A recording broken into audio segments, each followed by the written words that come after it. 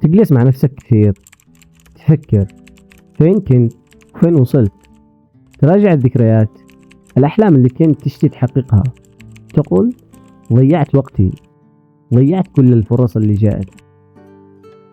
بس تعال أقول لك، ما حد يبدأ كامل، وما حد يكمل إلا إذا تعب واستمر.